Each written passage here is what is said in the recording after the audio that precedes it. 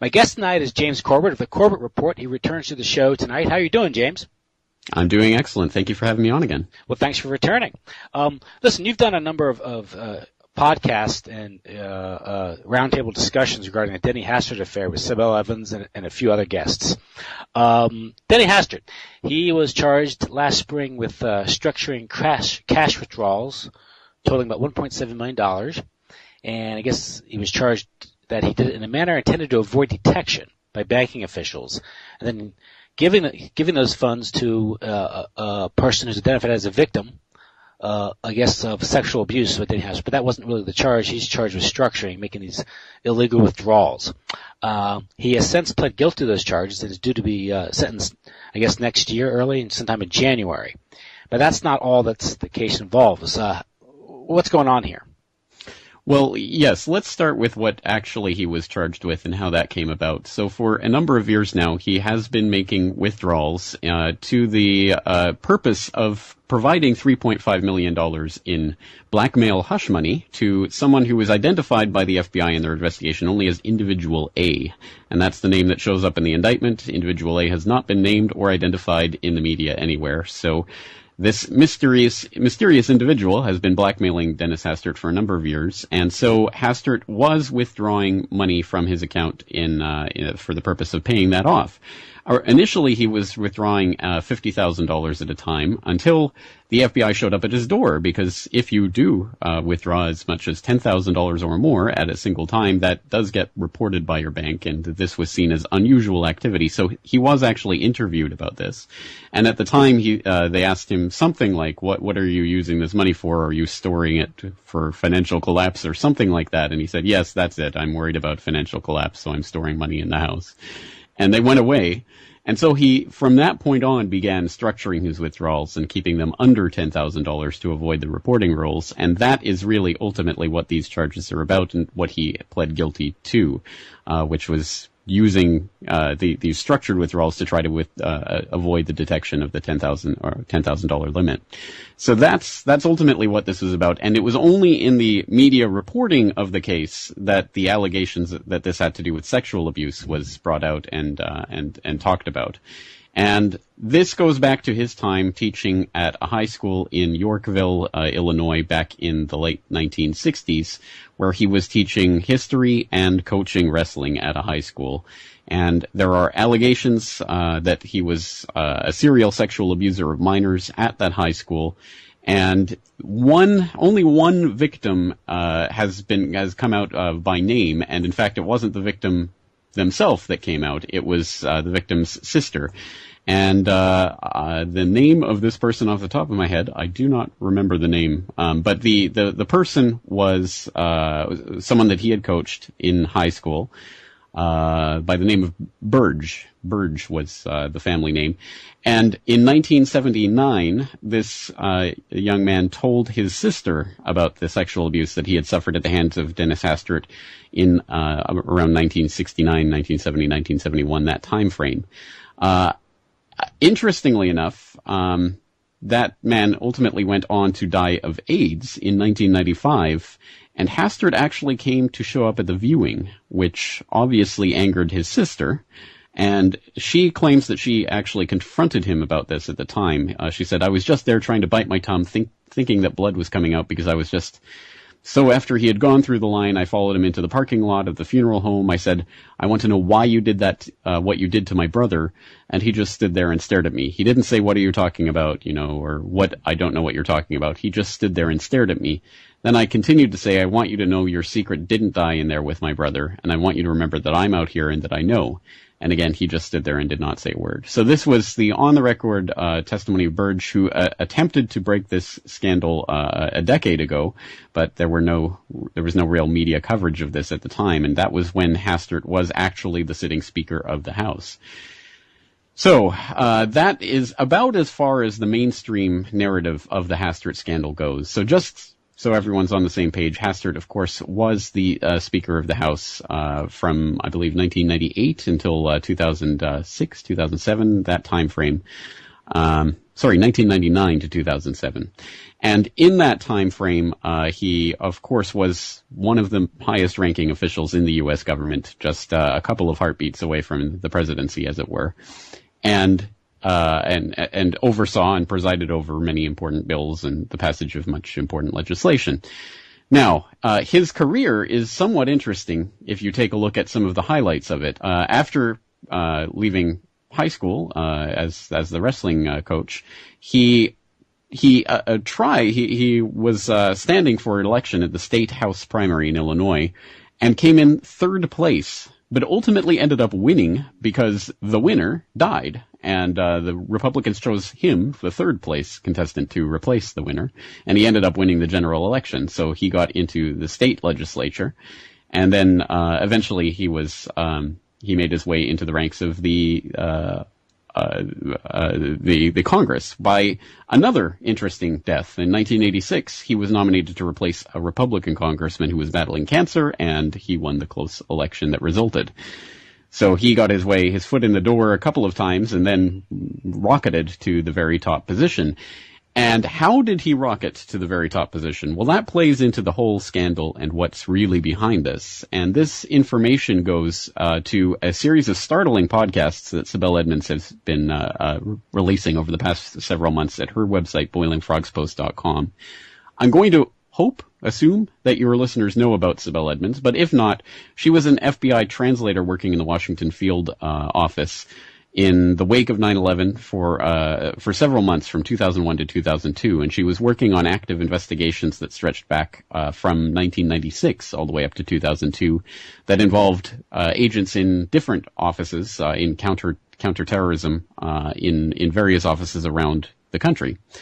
Now, one of the things that she revealed in these podcasts is that the mid-1990s was a politically interesting time for a number of reasons. Of course, people can cast their mind back and remember that Bill Clinton was, of course, in the mid-1990s facing a series of sex scandals, and in between the Paula Jones scandal and the Monica Lewinsky scandal, which was just coming out in the mid-1990s, the Clinton White House issued a directive to the Department of Justice that directed the DOJ to start a new program using FISA laws, the FISA abilities of the FBI, to start wiretapping members of Congress in various ways, or getting the goods on them through surveillance of one sort or another.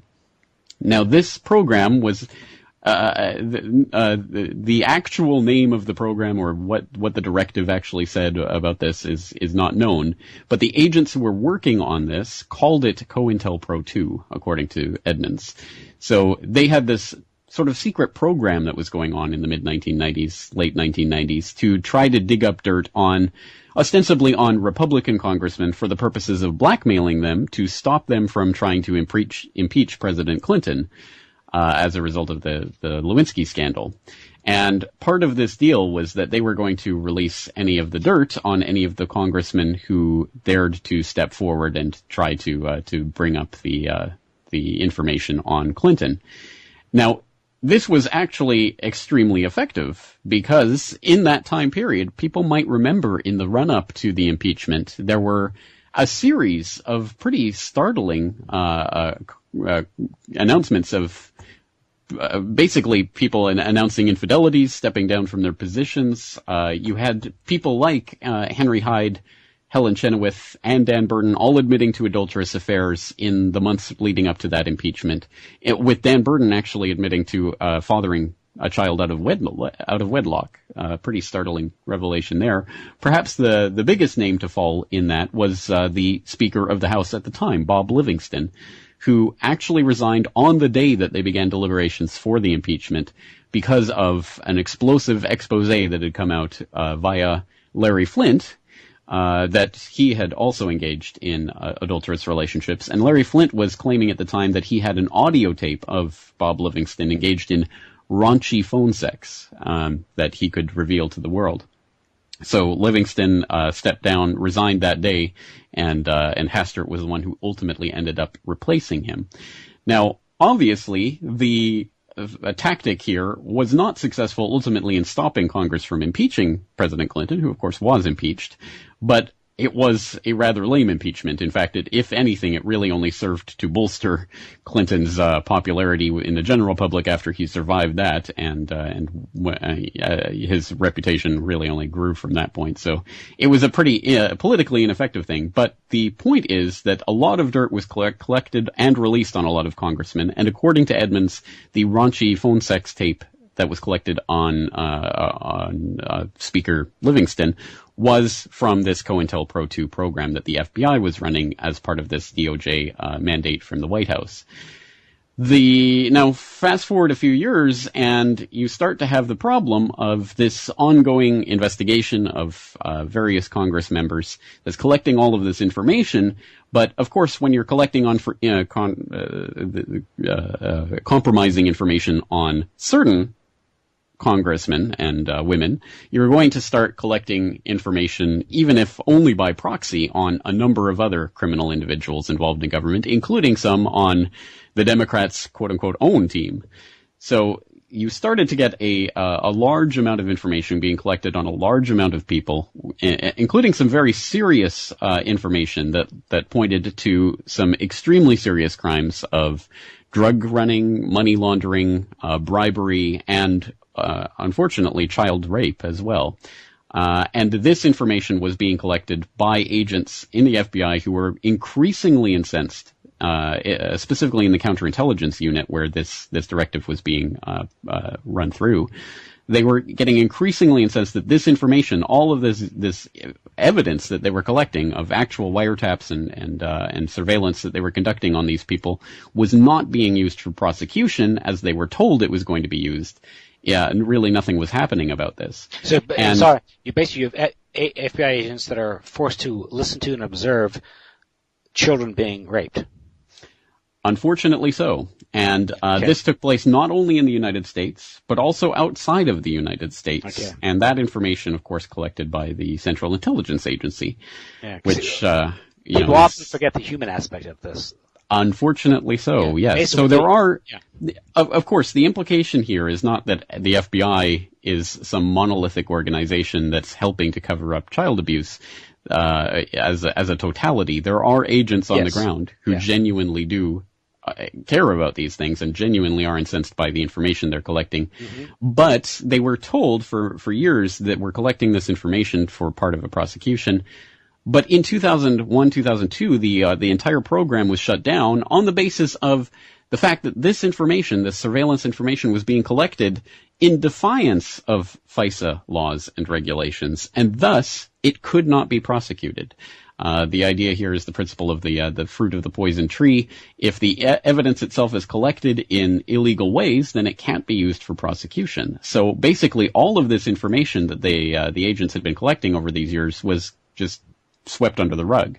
This caused one FBI agent, at least, that we know of, through the unredacted section of a complaint that he filed,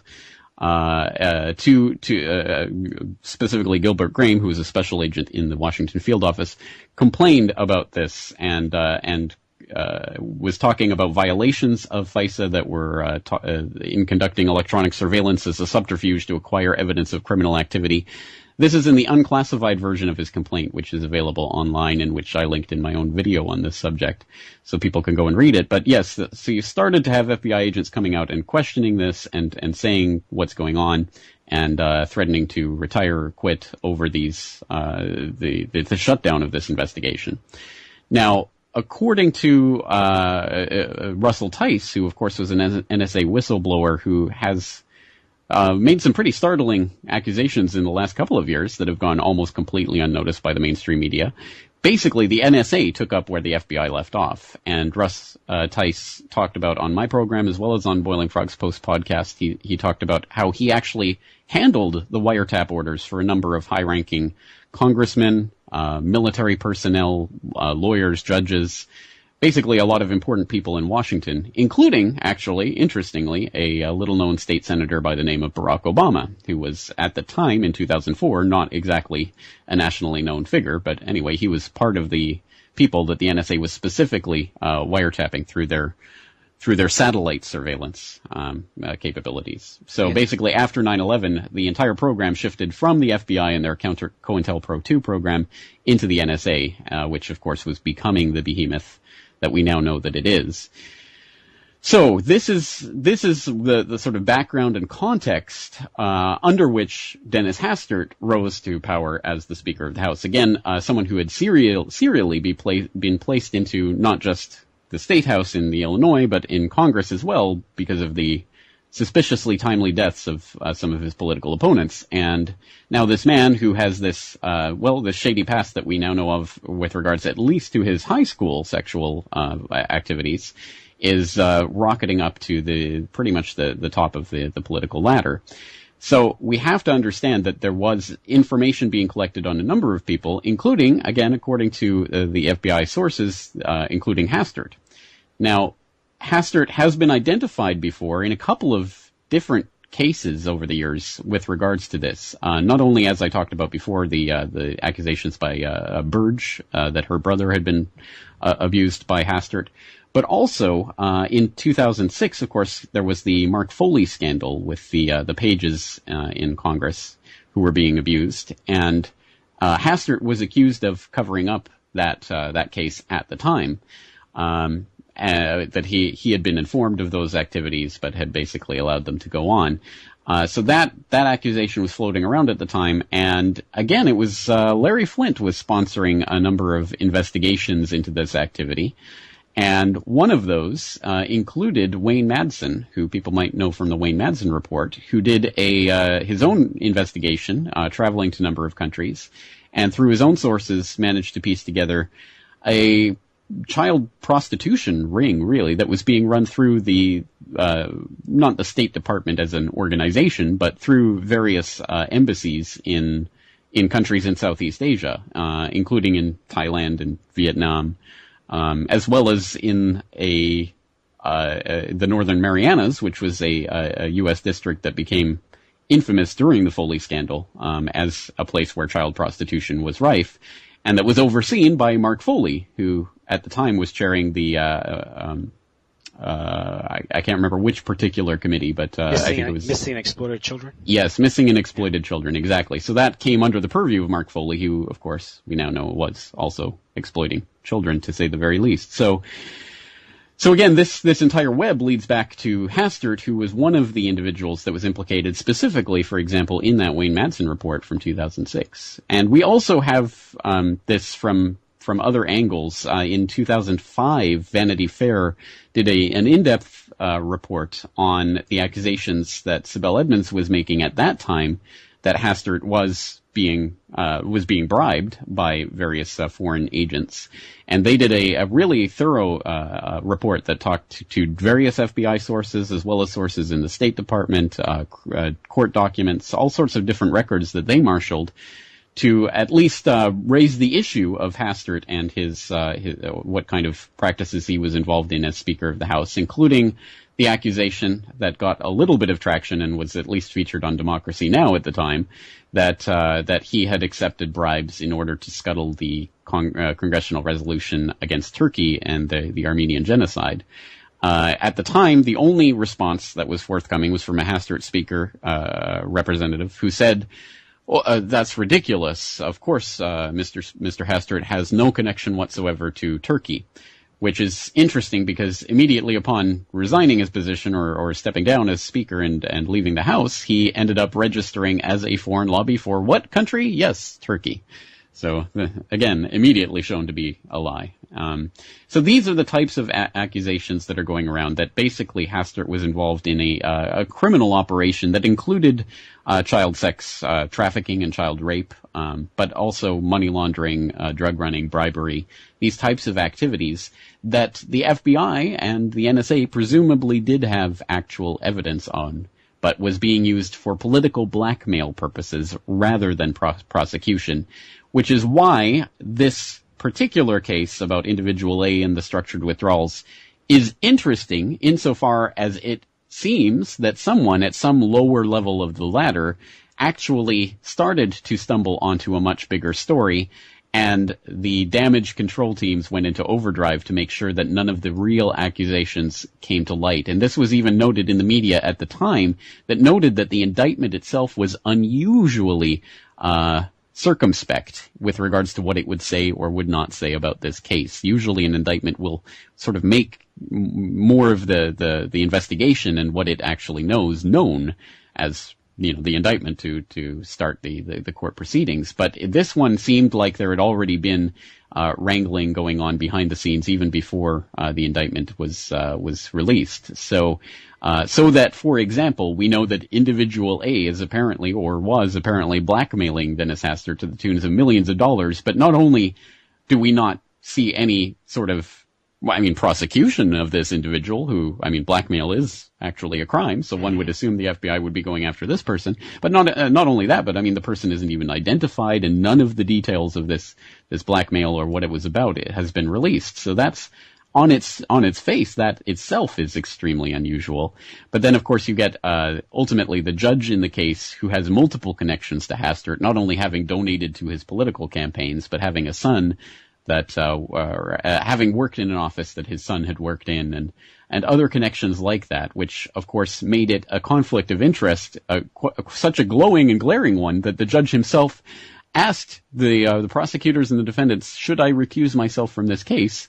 And both the prosecutors and defendants decided, no, you seem perfectly the best judge for this. So the case proceeded, and of course Hastert it engaged in a plea deal, which means that none of the details of this case will ever be revealed. He is due to be sentenced in February. The prosecutors have recommended 0 to 6 months as his potential prison time. So it's perfectly plausible, and in fact quite likely, that Hastert will see exactly 0 time behind bars, even for this little bit of the puzzle that seems to have come out recently. And it looks like all of this brouhaha is just going to be swept under the rug. Yeah, and he'll still have his millions that he's pocketed. Exactly right. And exactly. He has certainly pocketed millions over the last several years as a registered foreign lobbyist for the Turkish government in Washington. And his freaking flyer miles. Unfortunately so, yeah. But the structuring, until fairly recently, structuring was a crime only if it was related to a predicate crime. Meaning that now I think is ironically Hastert shepherded the law through was some sort of Department of Homeland Security or post 9/11 legislation that created the very legislation that eventually ensnared him. The other part of that is that he also lied to federal agents when they came after his initial withdrawals, and he said, "Is he being tried? Is he being penalized for that as well?" I know that was the indictment was twofold. One was the structured withdrawals, and the other was lying to federal agents. I don't know if that lying to federal agents charge is part of the plea deal. I assume that it is. Yeah. Again, usually when you're looking at structuring, the first thing a prosecutor does, and I think you alluded to it, is look for another crime, because there's a reason why the money's being paid out, whether it's blackmail or given that the Speaker of the House was obviously being blackmailed, you might be interested in what's he being blackmailed for, But they do know why he was blackmailed. They just don't want to look because it opens up a huge can of worms. Yes. Yeah. But the question, of course, is who knows? And I think at the lower levels that brought these charges in the first place and was investigating it, I'm sure they were not aware of this information. But at the higher levels, obviously, this information exists, and that's why it was so quickly swept under the carpet. Yeah, and much of the story Sybil Evans became privy to as her position as a translator for the FBI in the early 2000s. That's right. Yeah. And, of course, she ultimately ended up attempting to blow the whistle. She went through the proper channels, ultimately ended up getting fired. Her case was taken up by various Congress members who said that they were going to help with regards to her case. The Bush White House ultimately ended up invoking the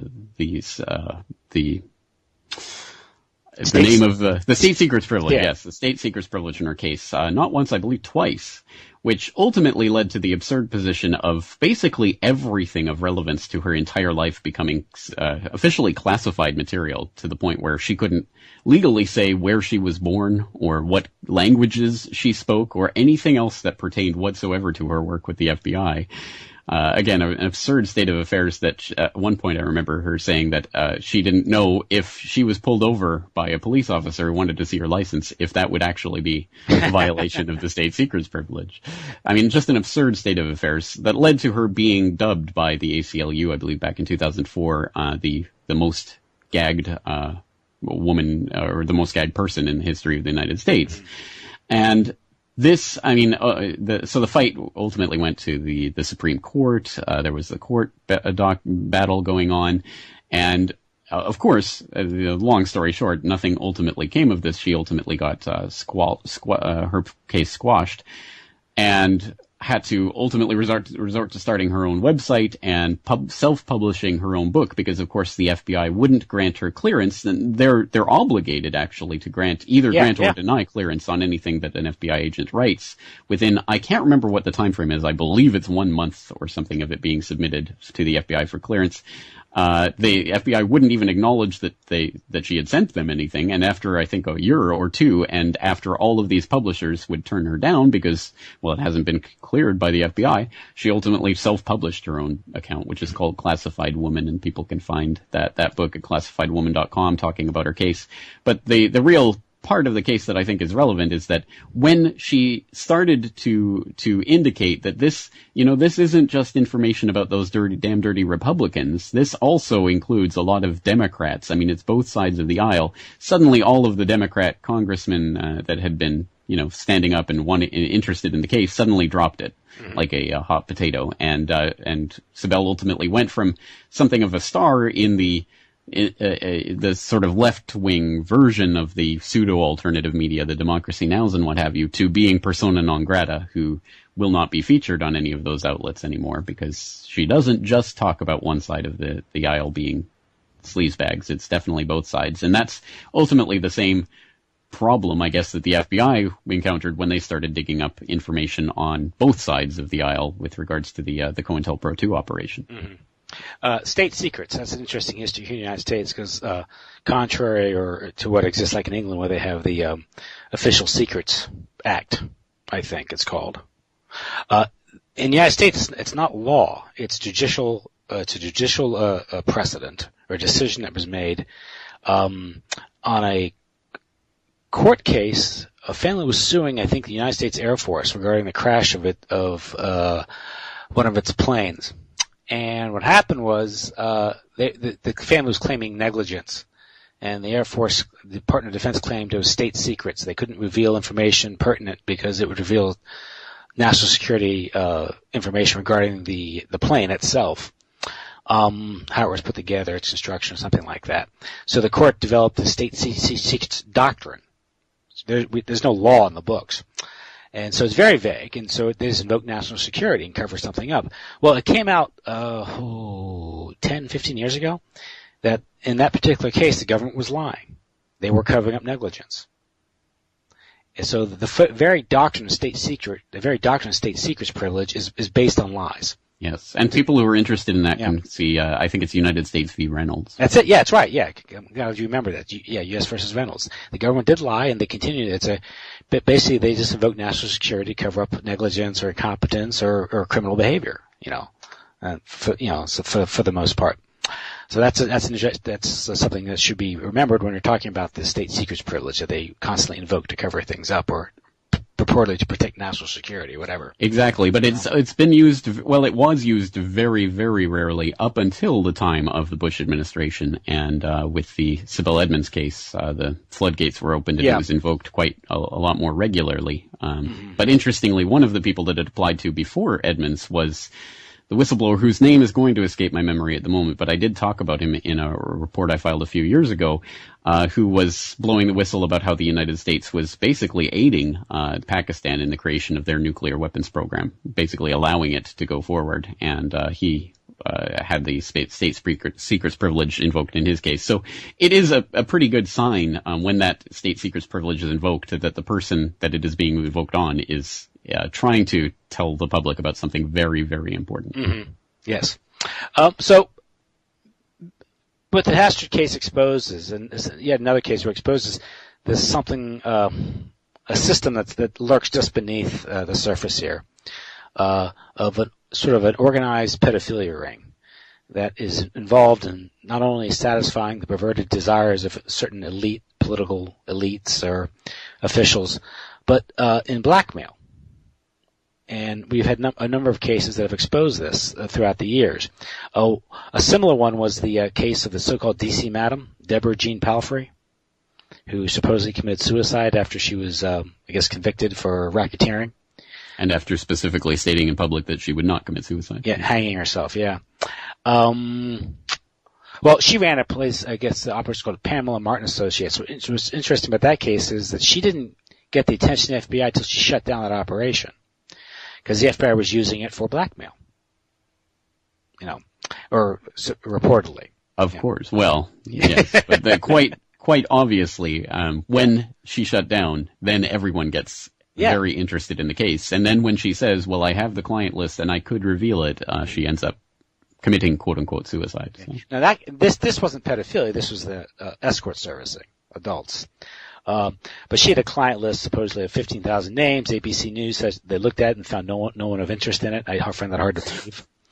But Wayne Madsen, which you mentioned, had an interesting story regarding her case, is that in the course of her court battles, her lawyers tried to invoke the Classified Information Procedures Act, which is only used for matters of national security.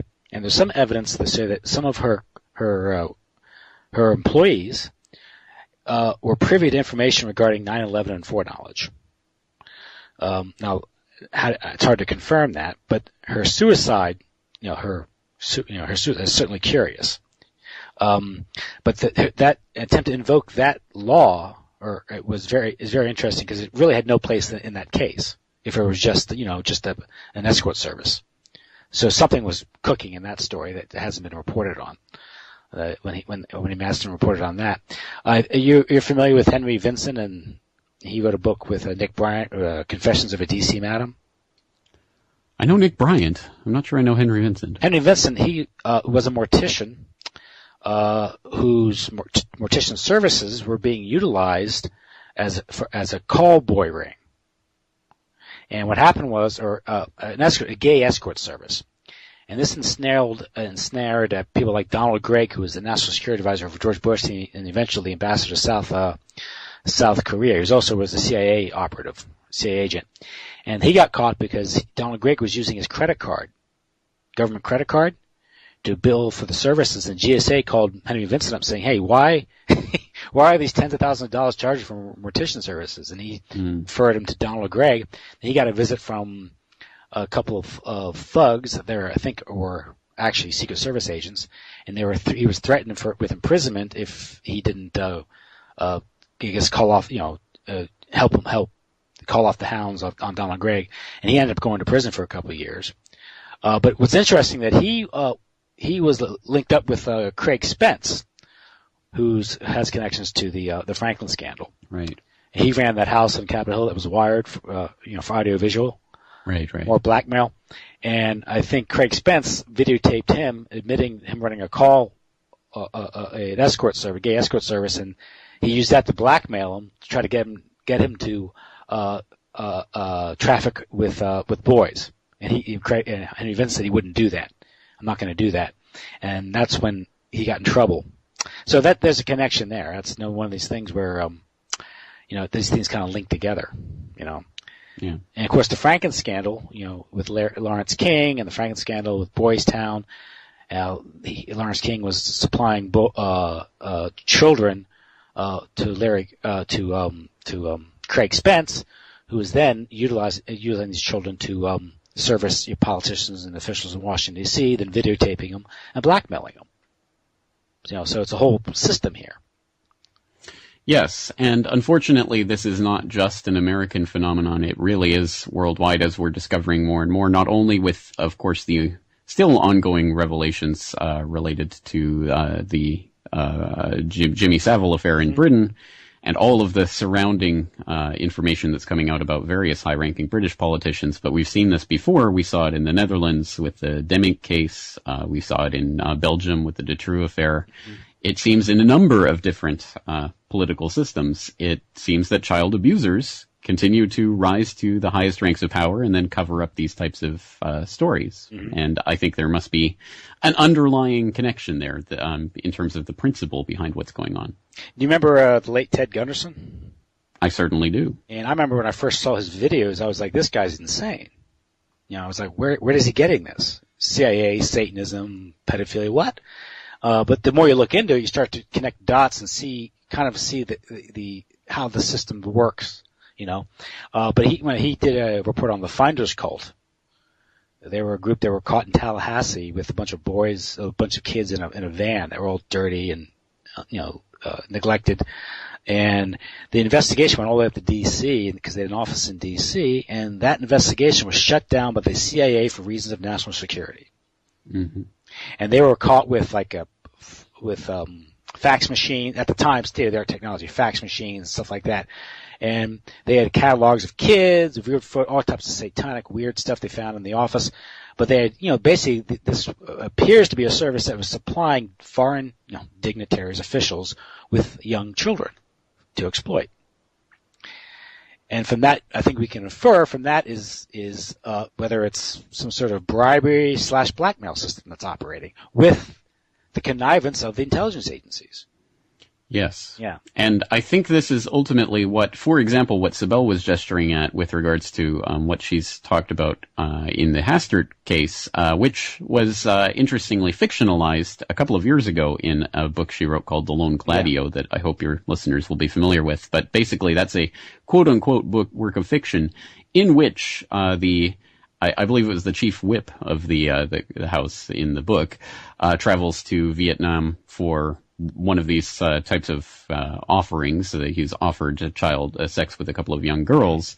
That is, of course, being videotaped not only by a foreign blackmail ring, but also by the CIA. That basically the CIA discovers there's another level of surveillance going on. So it's kind of, I don't know, I don't want to say humorous, but that type of situation, which one could very much imagine goes on in these types of circles. Because again, having that type of information on politicians is absolutely 100%. This is the best form of blackmail that you could hope to achieve if you were trying to put a congressman or woman or Congress critter of various sorts in your back pocket. And this is very much in line with what we saw, for example, with the Dutroux affair, about the child serial killer. Ultimately, the investigation surrounding that, which wasn't so much about Dutroux himself, but was about all of the information that came out about the Belgian law enforcement authorities and how they had a dossier of information about various high-ranking Belgian politicians and officials who were engaged in child rape, and how that information was initially, it was denied, we don't have that type of dossier, and then it was like, oh yes, we have it, but it's not really important. And that scandal, which really shook the core of the Belgian society, which I think, again, provides an insight into this, that ultimately, of course, these dossiers exist because they are extremely useful to people who want to control the people who are in those positions of power. And then just recently we've had the Jeffrey Epstein case. Yes, yeah. And the flights deal with Bill Clinton and others, of course. Yeah, and of course, the police down there also report that his house was wired for sound, audio-visual. That's not official, but that leaks out of the police department down there, claim that when they went into the house there was all types of audio-visual set up, and his connections possibly to Robert Maxwell's daughter. I don't know about that. Yeah, Robert Maxwell's daughter is his aide-de-camp or assistant who would procure young girls for him. And of course, Robert Maxwell, whenever you have Jeffrey Epstein, who's this billionaire, and Robert Maxwell, who is alleged to be a Mossad agent. So when you talk about intelligence agencies, you see the name Jeffrey Epstein, billionaire, supplying dignitaries, people like Larry Summers, Bill Clinton, Alan Dershowitz, Ehud Barak apparently was on the list on his plane there, I think. You think, oh, Mossad. they're in on it too, right? Right. To be fair, not all of those names, I believe, were confirmed to be on the plane, but they were all in his personal contact book. Yeah, and of course, Donald Trump has said he was a good friend of Jeffrey Epstein.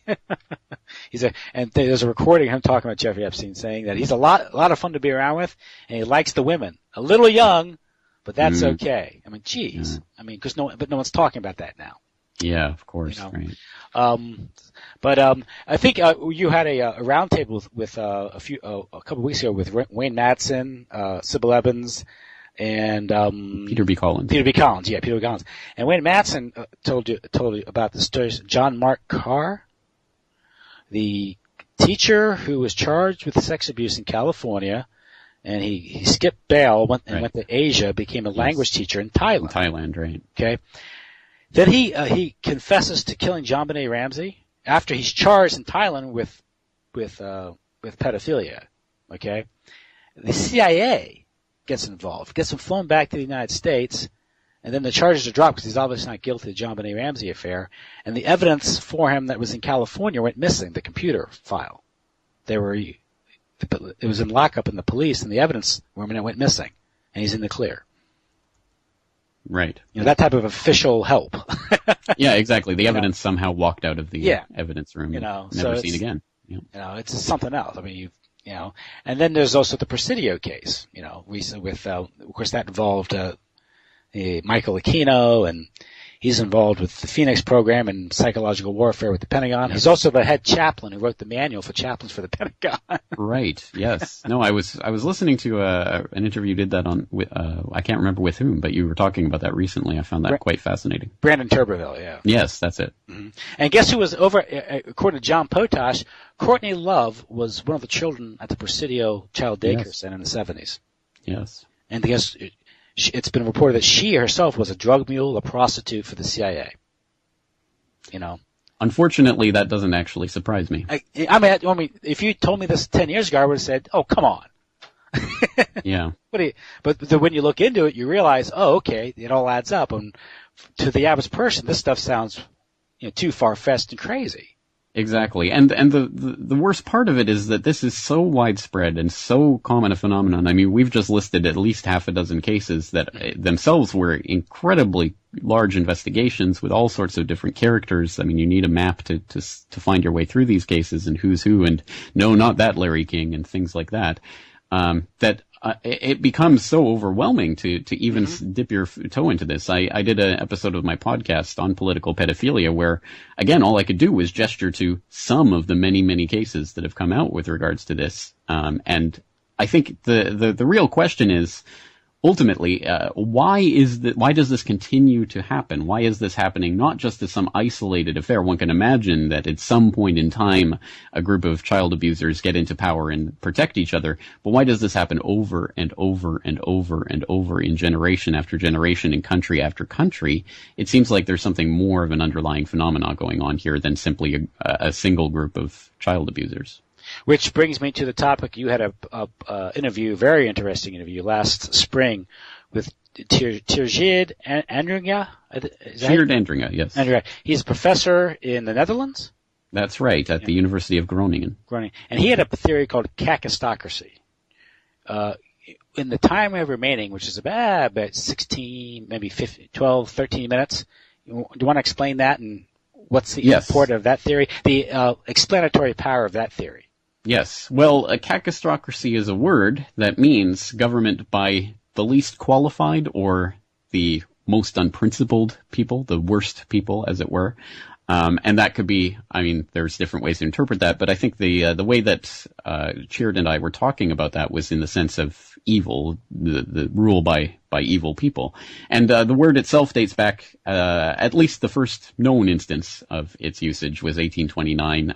The English writer Thomas Love Peacock used it in The Misfortunes of Elphin. The American poet James Russell Lowell actually used it in 1876. He wrote a letter in which he said, "Is ours a government of the people, by the people, for the people, or a kakistocracy, rather for the benefit of knaves at the cost of fools?" And I would perhaps amend that to say for the benefit of the elite psychopaths at the cost of everybody else. I don't know, something of that sort. But I think that this is perhaps similar to those who talk about the pathocracy, basically ruled by a bunch of psychopaths who have gotten into power. I think ultimately comes to the same thing, which is that when you have a clique of evil people, I mean, let's use the adjective. I don't think anyone would hesitate to use that when we talk about these child rapists and others. When you have that clique that gets into positions of power, then they can foster a system that institutionalizes those kinds of abuses, and that's done, of course, through cover-up and through nudges and winks and through investigations that don't start in the first place or get squashed quite quickly, as we saw with Hastert. And that it's a self-perpetuating system. Now, the interesting part of this, I think everyone can understand that who gets into these types of, alternative explanations can understand that. But I think the interesting part that Tjeerd and I were exploring in that interview is the idea that ultimately the kakistocracy serves to start to mold society in its own image. And one of the interesting effects that's been talked about and explored in the alt media, I think certainly in recent years, is the idea that child sexual abuse can be used as a form of conditioning towards the purpose of mind control. That it tends to create split personalities in people, and that the trauma from these events can be used as a way to implant suggestions in those people that make them more pliable to authority figures. And so the sickest part of this is that the victims of this kakistocracy, this evil elite ruling clique, themselves get transformed into a moldable, pliable sort of class that can be used towards the purposes of that very same kakistocracy, which is something of a tangential point in one way, but I think it goes to how the system itself really perpetuates itself, and why it lasts not only for a specific time and place, but why it continues to endure for generations. The idea here is you can, one thing is that method was part of MK Ultra, if witnesses and the evidence is to be believed. The idea of using trauma-based mind control, and children being particularly good targets for that. Yes. Because they can't contextualize what's being done to them, and the shattering effect of a child when adults do this to them because they're expecting to be nurtured and cared for by these adults. So you can, in essence, you can maybe create out of a percentage of your victims, you can spawn psychopaths. Yes, exactly. Yeah. And so, if not psychopaths and sociopaths, some people make the distinction. Psychopath is the genetic inborn trait that a small percentage, maybe 2 or 3% of the population has, to simply not be able to experience human emotions in the way that you and I do. Mm-hmm. But sociopaths are more people created in the image of psychopaths who tend to lose their whatever moral compass they may have had in the pursuit of power or other types of incentives. And that's the phenomenon explored by people like Philip Zimbardo in his Stanford Prison Experiment. And he had some really interesting talks about what happened at Abu Ghraib and the way that these seemingly normal U.S. Servicemen from various parts of the country, the Midwest, sort of salt-of-the-earth people, ultimately ended up becoming these horrific torturers and abusers. And he talked about the way that can happen in the context of an environment that allows that to be perpetuated, in the same way that kakistocracy really tries to take that Abu Ghraib phenomenon and write it at large in our society to really create a society that starts to lose its moral compass. And this phenomenon has been talked about before in various ways. And I think one way to visualize it is in the context, for example, of a corporation which has been has been examined for its pathocracy in various by various people over the years and in various documentaries. And I can't remember the name of a documentary, but one that I have referenced on my report before talked about the idea that in a corporate system where the leadership is part of the sort of psychopathic, very, very few % of the population, that the people coming up in that system necessarily have to become sociopathic, have to act in the image of the psychopath in order to get ahead in that organization. And if our very our very governments are structured around these types of kakistocracy systems, then ultimately what does that mean about the people who rise in systems like that? And I think that's the context in which we can understand the rise of someone like Hastert, someone who comes in third in a primary for the House elections, and ultimately ends up getting in, and then ultimately ends up getting into congressman because a Republican dies and he gets thrown into that position, and then Livingston gets taken down, and so Hastert gets thrown in.